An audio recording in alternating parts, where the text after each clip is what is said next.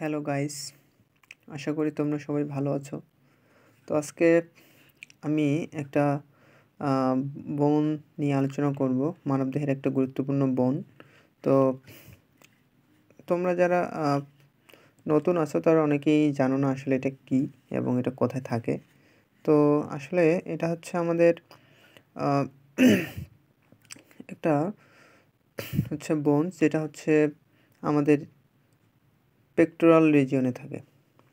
তো আসলে অনেকের কাছেই এই বিষয়টা অজানা থাকতে পারে। তো আমাদের নর্মালি যেটা বলতে পারি সেটা হচ্ছে, এটাকে আমরা বলতে পারি এই যে আসলে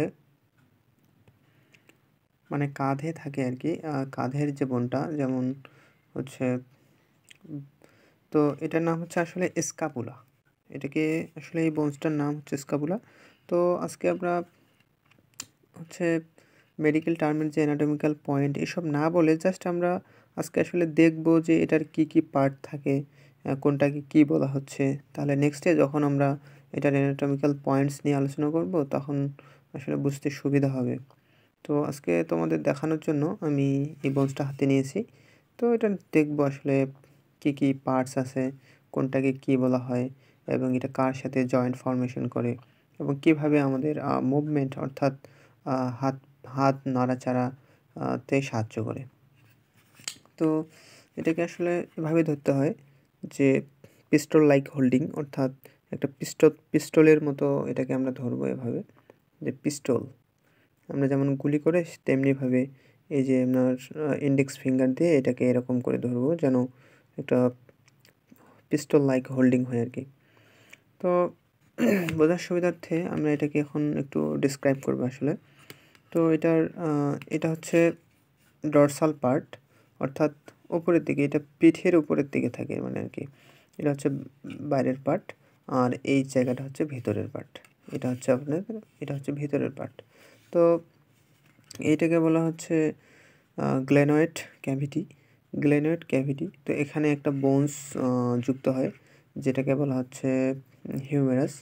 তো এখানে হিউমেরাসটা কী হয়, হিউমেরাসটা আসলে এখানে যুক্ত হয়ে আমাদের যে হাত আছে, তো হাতের একটা বোন, এটা আমি পরে দেখাবো। তো ওইটা এখানে যুক্ত হয়ে একটা আমাদের হাতের মানে গঠনটা এখান থেকেই শুরু হয় আর কি। এখানে এই জায়গাটাতে হিউমেরাসের হেডটা যুক্ত হয়ে একটা জয়েন্ট ফর্মেশন করে, যেটাতে আমাদের মুভমেন্টে সাহায্য করে।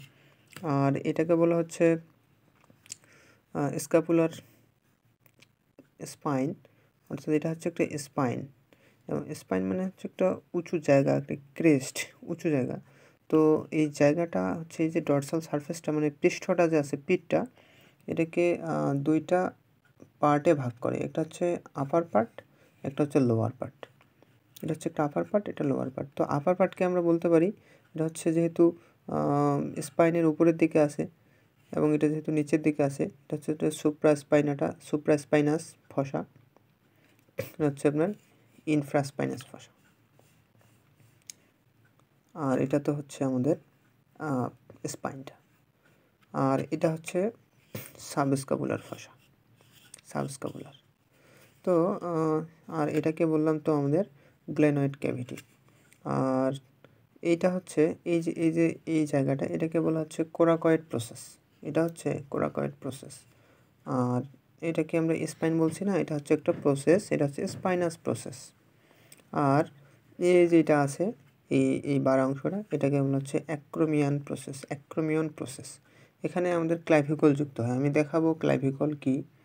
আসলে এখানে কি হয়, এটা হচ্ছে ক্লাভিকল এখানে যুক্ত হয়, ক্লাভিকল। আর এই যে একটা একটা ছোট একটা জায়গা দেখতে পাচ্ছি, ডিপ্রেশন মানে একটু নিচু জায়গা, এটাকে বলা হচ্ছে স্কাপুলার নচ। এখানে আবার ওই ট্রান্সভার্স মাসেল যুক্ত হয়ে একটা মানে ফোরামেন তৈরি করে। যখন একটা মাসেল দেখো এখানে এমন করে যুক্ত হবে, দেখো একটা কিন্তু ছিদ্র তৈরি হয়ে গেল। এই ছিদ্রটাকে বলা হচ্ছে স্কাপুলার ফোরামেন। তো এখানে দিয়ে বিভিন্ন নার্ভ পাস করে, নার্ভ পাস করে এবং এর উপরের অংশ দিয়ে আসলে ভেসেল পাস করে। তো এখানকার কিছু আমি বর্ডার বলি। আসলে এটা হলো আপনার সুপিরিয়র বর্ডার, এটা হচ্ছে ল্যাটারাল বর্ডার, এটা বাইরের দিকে থাকে, আর এটা হচ্ছে ভেতরের দিকে থাকে। এটা হচ্ছে মিডিয়াল বর্ডার আর কি। আর কিছু অ্যাঙ্গেল থাকে, মানে অ্যাঙ্গেল বলতে তো আমি জানি যে একটু কোনাকুনি ভাব থাকে, যেমন এটা হচ্ছে সুপিরিয়র অ্যাঙ্গেল, সরি, আর এটা হচ্ছে ল্যাটারাল অ্যাঙ্গেল। আর এটা হচ্ছে দেখো, এটা হচ্ছে নিচের দিকে থাকে, এটাকে মেডিকেলের ভাষায় বলে ইনফেরিয়র অ্যাঙ্গেল। তো আজকে এরকমই জাস্ট পরিচয় করে দিলাম।